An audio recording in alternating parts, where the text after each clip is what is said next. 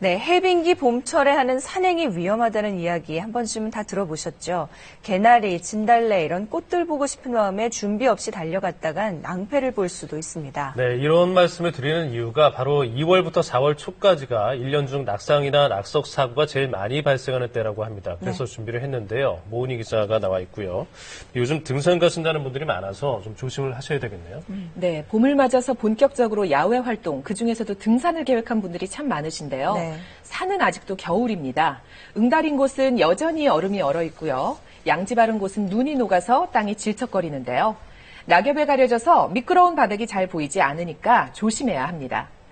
포근한 날씨에 들떠서 무턱대고 산에 올랐다가는 겨우내 움츠렸던 몸이 다 풀리지 않아 사고의 위험이 있으니까요. 미리 철저히 준비하세요.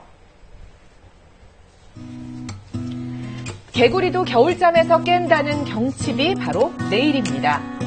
겨우내 얼어붙었던 산에도 봄 햇살이 들기 시작했는데요.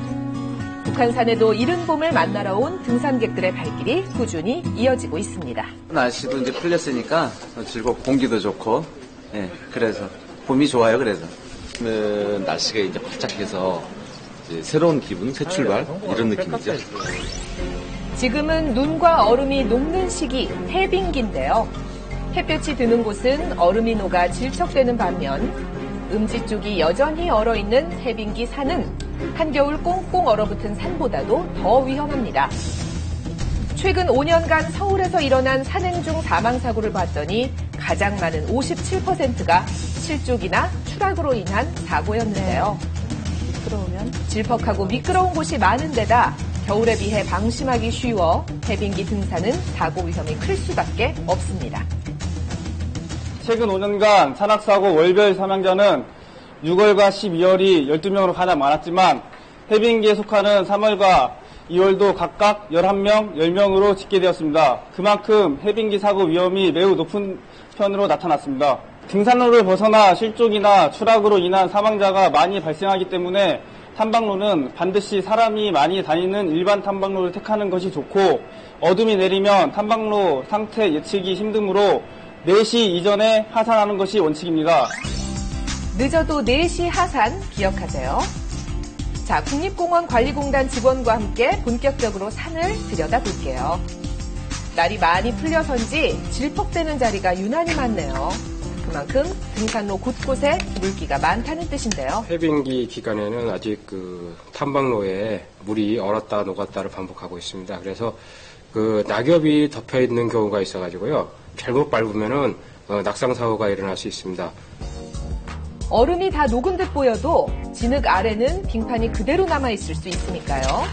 주위를 잘 살피며 천천히 등반하는 것이 기본입니다. 겨울철에 얼었던 이 지반들이 녹기 시작합니다. 그래가지고 위에 걸려있는 돌들이 이렇게 낙석이 살짝 흔들어도 이렇게 빠지거든요. 그래서 이 낙석의 위험이 굉장히 큽니다. 바위 절벽이나 바위 능선은 되도록 피해서 가는 게 좋고요. 이 시기엔 바위에서 휴식을 취하는 것도 자제할 필요가 있습니다. 정상을 향해 갈수록 얼음이 언 자리들이 더 많은데요. 조금만 경사가 있어도 길이 훨씬 더 미끄럽기 때문에 조심 또 조심해야 합니다. 올해도 몇 번 넘으셔가지고 염자 환자들이 몇 번 발생했던 이 구간입니다. 그래서 저희들이 위에 완전히 결빙된 거는 안전 로프를 설치했고요. 워낙 계속적으로 얼고 있어가지고 지금 보시던 것 같이 로프가 얼음 속에 묻혀 있어요. 그래가지고 위로 탐방객들이 위로 다닐 수 있게끔 해놨습니다. 한결 포근해진 날씨 탓인지 무거운 점퍼 대신 가벼운 차림으로 산에 오르는 분들도 눈에 띄는데요. 봄철 산은 낮과 밤의 기온차가 최대 20도 가까이 나죠. 준비 없이 산에 오르다간 저체온증이 올 수도 있습니다. 네.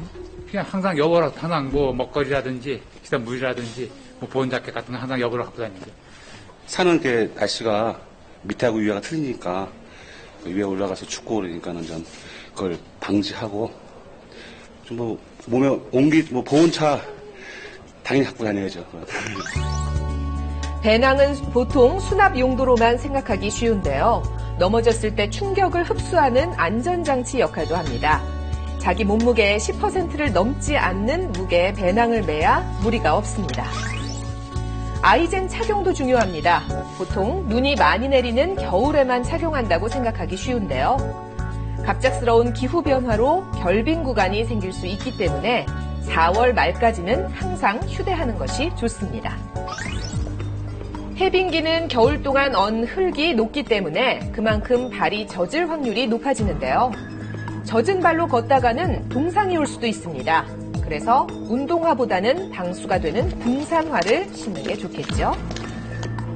길이 미끄럽다고 발가락에 힘을 주고 무리하게 올라가는 경우도 흔한데요. 평소 충분한 운동이 없으면 넘어져 크게 다칠 수도 있습니다. 겨울에 운동을 안 하다가 봄이 돼서 야외 활동을 하게 되면 운동량이 증가하면서 이때 굳어있던 관절이 갑자기 무리가 가해지면서 무릎이나 발목 또는 손목을 다칠 수가 있죠. 우선 산행 전에 충분한 스트레칭이 중요하죠. 준비 운동을 해야 되는데 그 목적은 경직된 근육을 풀어주는 것인데요. 특히 내리막길에서는 뒤꿈치를 들고 조심조심 내려오시는 게 좋고 최대한 부드럽게 지면을 디뎌서 다리의 하중이 직접 대퇴부나 고관절에 전달되지 않도록 하는 게 좋겠고요. 그 다음에 등산 스틱을 이용해서 체중을 분산시켜서 관절에 부담을 주는 것도 좋은 방법이 되겠습니다. 관절이 약한 편이라면요, 대단히 많은 등산로를 오르기보다는 완만한 경사의 산길을 적당히 걸어주는 것이 좋습니다. 겨우내 얼어붙었던 산이 녹기 시작하는 해빙기. 혹시 모를 사고의 위험에 충분히 대비해서 봄맞이 산행 안전하게 다녀오세요.